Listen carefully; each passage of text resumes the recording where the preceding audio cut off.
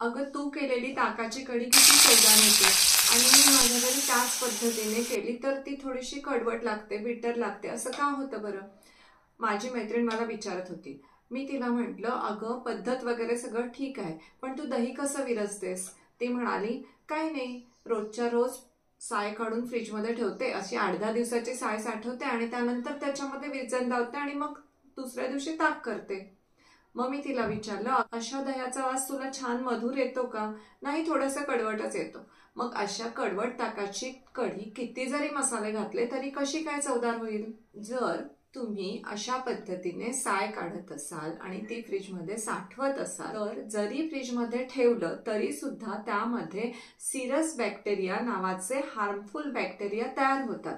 ते दुधाचं विघटन विषारी पदार्थांमध्ये करतात, त्यामुळे त्याची चव कडवट होते आणि अशा दह्याचं ताक जर आपल्या पोटात जास्त प्रमाणात गेलं तर त्यामुळे तुम्हाला उलटी, मळमळ, लूज मोशन्स, अतिसार यासारखे फूड पॉयझनिंगची लक्षणं असणारे आजार निर्माण होऊ शकतात. नमस्कार, मी आपल्या सर्वांचे स्वागत. म्हणून नेहमीच ताक करण्यासाठी दही लावताना दूध कोमट असताना साय काढून त्यामध्ये विरजण लावावे आणि सकाळी लावलेले जे दही असेल त्याचे रात्री ताक करावे. रात्री लावलेले जे दही असेल त्याचे सकाळी ताक करून प्यावे. अशा पद्धतीने केलेल्या ताकाला ताजे ताक असे म्हटले जाते. जर तुम्ही असे ताजे ताक सेवन न करता ताक फ्रीजमध्ये ठेवून किंवा 5-6 तास झालेले असे शिळे ताक, आंबट झालेले ताक जर सेवन केलेत तर तुमच्या शरीरातील त्रिदोष वाढतात आणि ताज्या ताकाने मात्र हे सगळे दोष आहेत, वात, पित्त, कफ, हे बॅलन्समध्ये राहतात, ते समावस्थेत राहतात. फ्रीजमध्ये ठेवलेल्या थंड ताकामुळे संधिवात, आमवात यासारखे वाताचे विकार वाढू शकतात. ताक जर आंबट असेल तर त्यामुळे तुम्हाला आम्लपित्ताचा त्रास होऊ शकतो. तसेच कफ दोष वाढून सर्दी, घसा खोकणे, खोकला येणे अशी लक्षणे सुद्धा आपल्याला दिसू शकतात. आणखी एक महत्वाचा मुद्दा, मी पेशंटना सांगते की या आजारासाठी तुम्हाला ताक पथ्य म्हणून वापरायचं आहे तर ते लगेच विचारतात, मॅडम मी बाजारातून ताक विकत आणू का? पॅकेजमध्ये मिळतं ताक ते विकत आणू का? तर अशा पॅकेजमधल्या ताकामध्ये ते आंबट होऊ नये म्हणून प्रिझर्वेटिव्ह घातलेले असतात, मीठ घातलेलं असतं, त्याचबरोबर माल्टोडेक्स्ट्रॉन सारखे रक्तातील साखर वाढवणारे पदार्थ सुद्धा त्यामध्ये असतात. त्यामुळे पथ्यासाठी वापरताना किंवा एरवी सुद्धा पॅकेज ताक तुम्ही कधीही वापरू नका.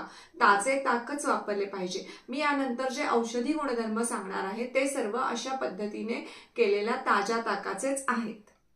पण जर तुम्हाला 2-4 दिवसांनी ताक करायचं असेल तर अशा वेळेला बाहेर दही लावून ते जेव्हा संपूर्णपणे दही लागेल त्यानंतर तुम्ही ते फ्रीजमध्ये ठेवू शकता आणि त्याच्यावरती तुम्ही नवीन साय ओढू शकता. असे केल्याने त्या ताकामध्ये, त्या दह्यामध्ये आधीच लॅक्टोबॅसिलस तयार झालेले असतात, त्यामुळे मगाशी सांगितलेले फूड पॉयझनिंग करणारे सिरस बॅक्टेरिया त्यामध्ये वाढत नाही. पण पथ्यासाठी वापरताना मात्र आपल्याला ताजे ताकच वापरणे गरजेचे आहे. ते एक पचायला अतिशय हलके असलेले, अग्निमांद्य म्हणजे भूक न लागणे हे दूर करणारे, अपचन दूर करणारे, मूळव्याध दूर करणारे, अतिसार म्हणजे लूज मोशन्स दूर करणारे, सूज कमी करणारे, वात आणि कफ दूर करणारे असे बहुगुणी औषध आहे. परवाच माझी एक पेशंट, एक काकू मला म्हणाल्या की आता पावसाळा आहे आणि थंड काही नको म्हणून आम्ही ताक बंद केलंय. खरं तर ताक हे फक्त स्पर्शाला थंड आहे, पण गुणाने ताक हे उष्णच आहे. म्हणूनच पित्त प्रकृतीच्या व्यक्तींनी उन्हाळ्यामध्ये ताक पिऊ नये. हिवाळ्यात सर्वांनी ताक प्यावे आणि पावसाळ्यात जर ताक प्यायचे झाले तर त्याच्यामध्ये हिंग, आले, लसूण अशा गोष्टी घालून ताक प्यावे, जेणेकरून पोटात गॅस धरणार नाही, अपचन होणार नाही आणि पावसाळ्यातील पोटाचे विकार होणार नाही. वात वाढल्यानंतर किंवा वात प्रकृतीच्या व्यक्तींना जर ताक प्यायचं असेल तर त्यांनी ताकामध्ये सैंधव आणि पिंपळी हे 2 चिमूट घालून ताक प्यावे. पित्त प्रकृतीच्या व्यक्तींना जर ताक प्यायचं असेल तर त्यांनी साखर आणि मिरपूड घालून ताक प्यावे आणि कफ प्रकृतीच्या व्यक्तींना जर ताक प्यायचं असेल तर त्यामध्ये त्यांनी सुंठ, मिरी, पिंपळी, ओवा, लसूण, आलं यासारख्या गोष्टी घालून ताक प्यावे. ताकाचे उपयोग, ताक शरीरामधील फ्री रॅडिकल्स कमी करते, अँटीऑक्सिडंट म्हणून ते काम करते. त्यानंतर ताक हे B12चा एक खूप चांगला सोर्स आहे. आता आपण बघतो की बऱ्याच लोकांमध्ये B12ची कमतरता आपल्याला दिसून येते आणि त्यासाठी दूध प्यायला सांगितलं जातं. पण काही जणांना दुधामधल्या लॅक्टोजची ॲलर्जी असू शकते, लॅक्टोज इंटॉलरन्स असू शकतो. अशा वेळी ताकामध्ये मात्र हे जे लॅक्टोज आहे त्याचं ब्रेकडाऊन झालेलं असतं. आपल्या शरीरामध्ये जे व्यवस्थित शोषलं जाईल अशा पदार्थामध्ये त्याचं रूपांतर लॅक्टोबॅसिलसने केलेलं असतं. त्यामुळे ताकामधून आपल्याला B12 जे आहे ते सहजासहजी उपलब्ध होतं. त्याचबरोबर लॅक्टोबॅसिलस देखील पोटात जातात, त्यामुळे B12ची आणखी व्यवस्थित निर्मिती होऊ शकते. तसंच ताक हे वृक्ष असल्यामुळे, कोरडेपणा निर्माण करणारं असल्यामुळे वेट लॉस साठी उपयोगी आहे.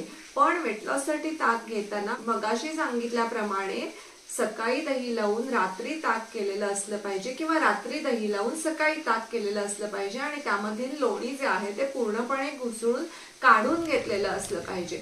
अशा पद्धतीचं ताक जे आहे ते तुमच्या पोटावरची चरबी कमी करतं, कोलेस्टेरॉल सुद्धा कमी करतं आणि त्याचबरोबर पचनशक्ती वाढवतं. ताकामुळे कॅल्शियमचं शोषण चांगल्या पद्धतीने होतं आणि ऑस्टिओपोरोसिस होत नाही. त्याचबरोबर नियमित ताकाचं जर सेवन केलं तर तुम्हाला आतड्याचा कॅन्सर देखील होणार नाही. जर तुम्हाला घरच्या घरी मूळव्याध बरे करायचं असेल तर ताकामध्ये हिंग, मिरे आणि सैंधव घालून प्यावं.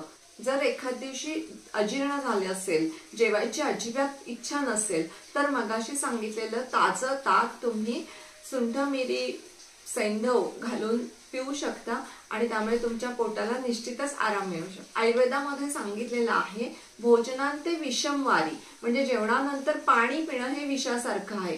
पण भोजनांते किम पेयम तर तक्रम, पण ताक हे जेवणानंतर प्यायल्यावर अमृताप्रमाणे काम करतं. ताकामध्ये 3-4 लसणाच्या पाकळ्यांचा रस घालून घेतल्यास कंबरदुखी आणि स्नायूचे विकार कमी होतात. आणि त्याचबरोबर अत्यंत महत्वाचे म्हणजे ताक हे अगदी बेस्ट प्रोबायोटिक फूड म्हणून काम करतं. ते तुमच्या गट्सचं आरोग्य व्यवस्थित ठेवतं. आता हे सर्व झाले ताकाचे अभ्यंतर सेवनाचे, म्हणजे पोटातून ताक घेतल्याचे फायदे. ताक आपण त्वचेवर सुद्धा लावू शकतो. जेव्हा तुमच्या डोक्यामध्ये खूप कोंडा झालेला असेल, सतत खाज येत असेल केसांमध्ये, तर अशा वेळी आठवड्यातून 2 वेळा तुम्ही स्काल्पला, डोक्यातील केसातील त्वचेला ताक चोळून लावावे, एक अर्धा तास ठेवावे आणि त्यानंतर एखाद्या सौम्य शॅम्पूने धुवून टाकावे. असे 2-3 महिने केल्याने तुमच्या केसातील कोंडा पूर्णपणे निघून जातो. त्याचबरोबर अँझायटी, डिप्रेशन, अस्वस्थपणा वाटणे, झोप न येणे अशा आजारांसाठी आमच्याकडे तक्रधारा केली जाते. त्यासाठी ताक वापरले जाते. अशा या ताकाबद्दल संस्कृतमध्ये एक सुंदर सुभाषित सांगितलेलं आहे. भोजनांते किम पेयम, जयंतः कस्य वै सुतः, कथम विष्णुपदम प्रोक्तम. हे 3 प्रश्न आहेत. भोजनांते किम पेयम म्हणजे काय प्यायचं, भोजनानंतर ताक प्यायचं. जयंतः कोणाचा मुलगा आहे, शक्रस्य म्हणजे इंद्राचा मुलगा आहे. आणि विष्णुपद कसं आहे तर दुर्लभ आहे. शेवटच्या 3 शब्दात याचं उत्तर आहे तक्रम शक्रस्य दुर्लभम. तर असे हे ताक तुम्ही तुमच्या नित्य सेवनामध्ये ठेवा, त्यामुळे तुमचं आरोग्य निश्चितच चांगलं राहील. आणि हो, सबस्क्राईब करा. आपणास डॉक्टर दीपाली घाटगे यांच्याकडून यशस्वी आयुर्वेदिक उपचार घ्यायचे आहेत असा ठाम निर्णय झाला असेल तरच फोनवर किंवा प्रत्यक्ष संपर्क साधावा आणि वेळ घेऊन यावे.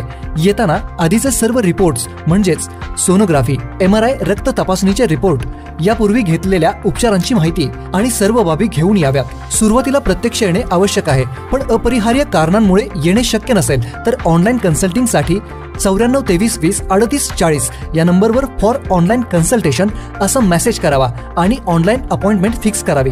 आमचा पत्ता डॉक्टर दीपाली घाटगे यांचे श्री निरामय आयुर्वेद व पंचकर्म चिकित्सालय, सरापेठ, शिवप्रताप गोल्ड टॉवर समोर, विटा, जिल्हा सांगली. संपर्क 94 23 20 38 40.